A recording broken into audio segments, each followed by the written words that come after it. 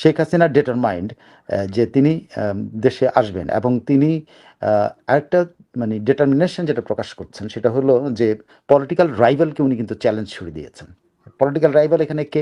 Political rival এখানে কিন্তু আমার মানে যেটা মনে হলো যে উনি বিএনপিকে পলিটিক্যাল রাইভাল ঠিক মনে করছেন কিনা আমি জানি না, তবে উনি সরকারকে মনে করছেন সরকার তো একটা ফ্যাসিলিটেট করা উচিত, কিন্তু পলিটিক্যাল রাইভাল বলতে আমার আমার যেটা মনে হচ্ছে যাদেরকে উনি তোয়াক্কা করছেন না, যাদেরকে উনি উড়িয়ে দিতে চান, সেটা হলো জামাত এবং এনসিপি, এগুলোকে উনি পাত্তাই দিচ্ছেন না। তবে শেখ হাসিনার এই বক্তব্যগুলো এবং তার এই উজ্জীবিত কথাবার্তা এবং তার হিউমারাস কথাবার্তা, এইটা পার্টির আমি মনে করি পুরো নেটওয়ার্কের মধ্যে কিন্তু এটা একটা শক্তি অর্জন, তার প্রতিটা কথার মধ্যে কিন্তু শক্তি আছে। হাসির প্রতিটা যে রস করছেন এই সরকারকে নিয়ে যে উনি মস্করা করতেছেন, এটা কিন্তু তৃণমূল নেতাকর্মীর জন্য এক ধরনের একটা জীবনী শক্তির মতো।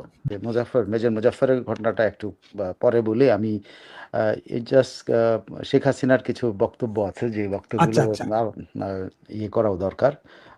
উনি সর্বশেষ কি বলেছেন আমার মনে হয় দর্শকরা সেটা শুনলেই ভালো হয়। আমার আমার ধারণা যে দর্শকরা যদি এটা প্লিজ। শোনেন এবং ওনারা যদি আহ, শেখ হাসিনা কি বলেছেন শোনেন আপনারা, যে শেখ হাসিনা দড়ি কাচি জেল ঠিক করতে বলছেন। শেখ হাসিনা বলছেন যে উনি কেয়ার করেন না, উনি আসবেনই ওনারে। এখন উনি বরং বাংলাদেশ প্রশাসনের মস্করা করছেন, উনি অনেক মানে ইয়ে করছেন আর কি, টিটকারি করছেন, মস্করা করছেন। তো সেটা সেটা একটু আমার মনে হয় আপনার দর্শকরা একটু শুনে নিন, প্লিজ তারপরে প্লিজ। শোনার পরে তারপরে আমরা মেজর মুজাফফরের এখানে যাই। ইনশাল্লাহ দেশে ফিরে আসবো। দড়ি কাছে জেল জুলুম কি কি লাগবে সব রেডি করে ফেলেন, কোনো অসুবিধা নেই। আমি চ্যালেঞ্জ হিসেবে দিচ্ছি, আমি যাবো, দেন পারবো, কোনো অসুবিধা কি বললে তো কোনো না হয় গুলি খেয়ে মরবো, না হয় ফাঁসিতে মরবো, মরতে তো একদিন হবে, না এমনি মরে যাব, কিন্তু দেশের মানুষের কল্যাণে আমি যাব, এটা হলো বাস্তব কথা। শুনলাম আমাকে চিফ প্রসিকিউটর বলে দিল যে 5 তারিখে, বলে 5ই জুলাই, যে আমাকে দেশে ফিরতে হবে। আমি রাজি, আমি ফিরবো, আমি আসছি। যেই বললাম আমি যাব, না এভাবে ফেলা যাবে না, এই নিয়ম মানতে হবে, ওই আইন মানতে হবে, সেই আইন মানতে হবে। সুইডেন থেকে খুনিকে নিয়ে এসে কোর্টে প্লেস না করে তাকে কিন্তু শাস্তি থেকে মুক্ত করে দিয়েছিল খালেদা জিয়ার আমলে। এবারেও আপনার দেখেন তারেক জিয়ার থেকে শুরু করে যারা ফেরত এসেছে বা যুদ্ধাপরাধী, সে আবুল কালাম থেকে শুরু করে তারা যারা আসছে, তাদের কিন্তু কারো কোর্টেও যেতে হয়নি, কিছুই নাই, এমনি এমনি তাদের মামলা উঠে চলে গেছে। তাহলে কি চলছে বাংলাদেশে? আমি তো বলছি হ্যাঁ আমি আসবো, কেউ বলে যে আমার জন্য নাকি দড়ি বানাতে হবে। প্রাক্তন চিফ প্রসিকিউটর, হ্যাঁ বানান, দড়িটা বানান, কোন দড়িতে ফাঁসি দেবেন বানিয়ে টানিয়ে মম টম দিয়ে ভালো করে তৈরি করে রাখেন। আর আমাকে জেলে যেতে হবে, আমি রাজি, আমি জেলে যাব, জেলটা ঠিক করেন। আর আমি তো নিজে পালিয়ে আসিনি, আমাকে এখন প্রধানমন্ত্রী হিসেবে একদম প্লেনে করে নিয়ে আসা হয়েছে, হেলিকপ্টার প্লেন এনে এখানে রেখে গেছে। তাহলে সেই প্লেনে আবার পাঠান, আমি ফেরত যাবো। তাহলে আমার তো আমার মতো যেতে হবে। আর আমি যখন কথা দিয়েছি আমি তো যাবো, এটা নতুন না। আমি 81 সালে জিয়াউর রহমান বাধা দিয়েছিল, সেই বাধা অতিক্রম করে আমি বাংলাদেশে ফিরেছিলাম। 2007 সালে মঈনুদ্দিন ফখরুদ্দিন ইয়াজউদ্দিন বাধা দিয়েছিল, আমি সেটা মোকাবেলা করে দেশে ফিরেছিলাম। এবারও আমি ইনশাল্লাহ যাব।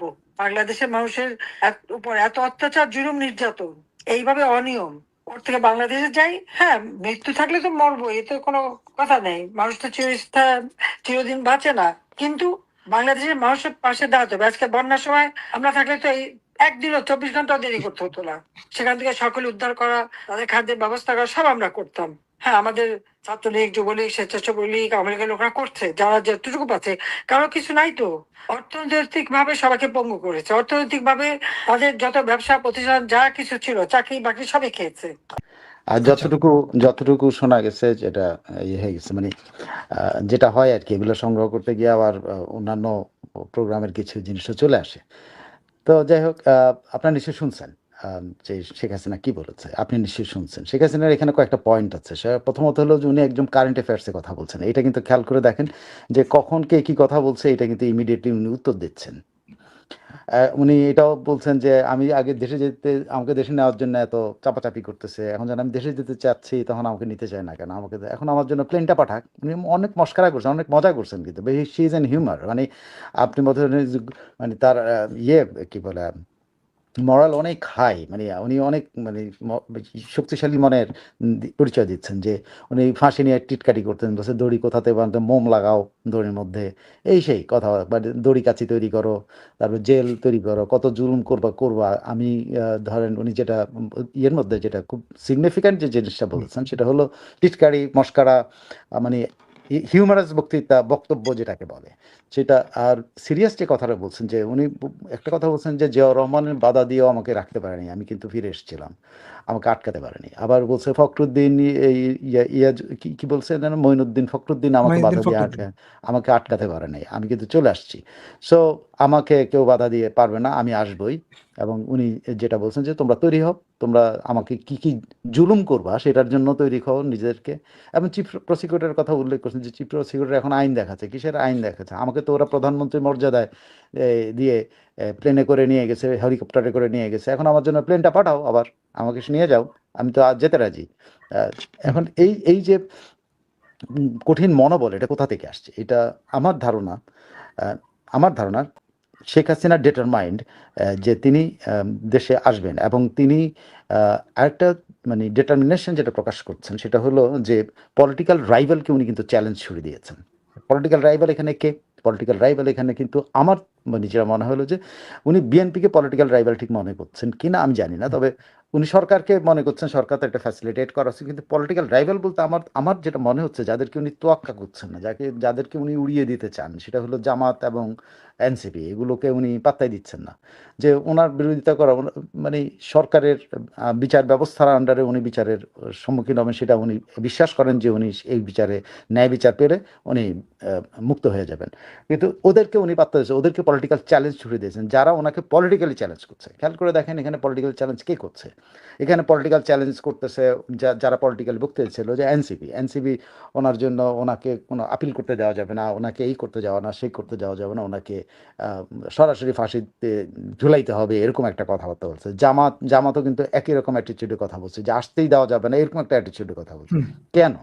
কারণ হলো জামাত এবং এনসিপি মনে করছে যে উনি যদি দেশে প্রত্যাবর্তন করেন, আন্তর্জাতিক দেশীয় তার সাংগঠনিক শক্তি প্লাস আন্তর্জাতিক দৃষ্টির কারণে শেখ হাসিনাকে কিছুই করা যাবে না, কোনো টাচই করা যাবে না, এটা ওরা মনে করতেছে। এদিকে বিএনপির মধ্যে ভরসা তাদের মধ্যে আছে যে অ্যাটলিস্ট বিচার ব্যবস্থার মধ্যেও ডিলে করে শেখ হাসিনা তো 2 বছর জেলে ঢুকায় রাখতে পারবে। কারণ বিচার ব্যবস্থাতে এমন একটা ধরেন এটা এটা কিন্তু মানে আন্তর্জাতিকভাবেও খুব বেশি ঝামেলা করা যাবে না যদি হিয়ারিংগুলো ওনারা দেরিতে দেরিতে করে এটা 2 বছর পর্যন্ত না লিঙ্গার করেন। সো তারা একটা পলিটিক্যাল রিলিফ পায়। তো বিএনপি এই লাইনে বিএনপি যাবে কিনা, যদিও উপরে সালাউদ্দিন সাহেব হুঙ্কার দিচ্ছেন, কিন্তু অ্যাট দ্য সেম টাইম কিন্তু পলিটিক্যাল এলিমেন্টস যারা পলিটিক্যালি তারেক রহমানকে অ্যাডভাইস করছেন বা করেন, সেই রিজভী আহমেদ বলেন আর মির্জা ফখরুল ইসলাম, তাদের ভাষায় কিন্তু অনেকটা ইয়ে। আবার আপনি যদি এটাও দেখেন যে তারেক রহমান যদি কোনোভাবে ধরেন মানে ইয়ের মধ্যে মানে কট্টরপন্থার দিকে যান কিনা, এটাও কিন্তু এনআরআই ব্যালেন্স। তো এই এনারা কিন্তু আওয়ামী লীগের ইয়েতে কি বলে নিষিদ্ধের ব্যাপারটাতে আসে বলছে যে এটা আদালতের প্রশ্ন, আদালত দিয়ে হবে। শেখ হাসিনার প্রশ্নে তারা কিন্তু একটা কথাও বলে না, উনি বিচারের মুখোমুখি হবেন, তারা কিন্তু কিছু বলছে না। আপনি সরকারের তরফে শুধুমাত্র স্বরাষ্ট্রমন্ত্রী আর শ্যামা ওবায়দ ছাড়া আর আস্তে আস্তে কিন্তু সুর নরম হয়ে আসতেছে, ওয়েলকাম করতেছে, এখন ওয়েলকাম করতে মানে এখন বরং আইনি আইনি ফাঁদগুলো, আইনি ইয়েগুলো বের করার চেষ্টা। চিফ প্রসিকিউটর দিকে বলানোর চেষ্টা করা হলো যে উনি আসতে হলে 2 দেশের মধ্যে সমঝোতা হইতে হবে, মানে অন্যদিকে ঠেলে দিচ্ছেন ওনার আশাটা। সে এই দিক থেকে শেখ হাসিনা মরাল অনেক গেইন করেছেন। উনি বরং এই পলিটিক্যাল চালটা বলে, বা আমি যেটাকে পলিটিক্যাল মুভমেন্ট বলতে, অনেকে এটা বলতে চায় না, বলে যে এটা শেখ হাসিনা ঘোষণা আছে উনি আসবেনি, এটাই হলো একমাত্র ইয়ে। আমি বলছি না, এটা একমাত্র বিষয় না, ইট ইজ এ টোটাল। ওনার আসার আগ পর্যন্ত এটা একটা পলিটিক্যাল মুভমেন্ট, যে পলিটিক্যাল মুভমেন্টের মধ্যে দিয়ে উনি ওনার পার্টিকে পুনর্জাগরিত করবেন, ওনার পার্টিটা সুসংগঠিত করবেন, ওনার পার্টিটার পুরা সাংগঠনিক ভিত্তিটা উনি তৈরি করে নেবেন এই ফাঁক দিয়ে বিভিন্ন কর্মসূচির মাধ্যমে। সামনে আগস্ট মাসে অনেক কর্মসূচি আছে।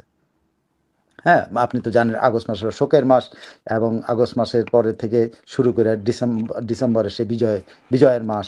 সো এই সময়টা কিন্তু আরও একটা সময় ওয়েদারও কিন্তু আস্তে আস্তে ভালো হবে। সো ওয়েদার যত ভালো হবে তত কিন্তু মাঠে মানে আন্দোলনের একটা উপযুক্ত পরিবেশ তৈরি হবে। আর সময় যত যাবে তত কিন্তু একটা পরিবেশ তৈরি হবে।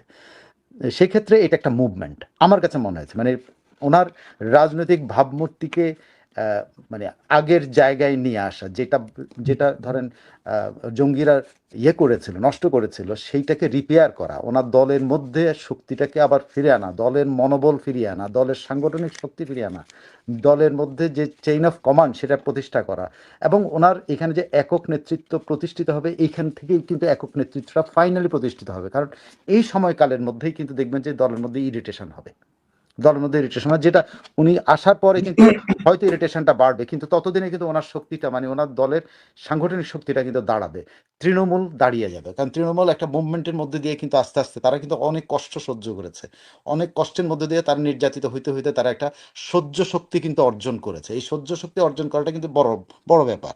আপনার যে কোনো কিছুতে কিন্তু, যে কোনো মুভমেন্ট তৈরি করতে হলে আপনাকে প্রথমে একটা বল না, আপনি একটা রুটি ভাজতে হলে তাওয়া আগে গরম করতে হয়। তো এটা তাওয়া গরম করার মতো, পার্টিটাকে গরম করার মতো, পার্টিকে তৈরি করার মতো, এটা একটা মুভমেন্টের আকারে ধারণ করে। এবং শেখ হাসিনার এই বক্তব্যগুলো এবং তার এই উজ্জীবিত কথাবার্তা এবং তার হিউমারাস কথাবার্তা, এটা পার্টির, আমি মনে করি পুরো নেটওয়ার্কের মধ্যে কিন্তু এটা একটা শক্তি অর্জন, তার প্রতিটা কথার মধ্যে কিন্তু শক্তি আছে। হাসির প্রতিটা যে রস করছেন এই সরকারকে নিয়ে, যে উনি মস্করা করতেছেন, এটা কিন্তু তৃণমূল নেতাকর্মীর জন্য এক ধরনের একটা জীবনী শক্তির মতো। So it is her movement. আমার যেটা মনে হয় সেই মুভমেন্টে এখন পর্যন্ত ওনার কথাবার্তায় শি ইজ ডুইং ওয়েল।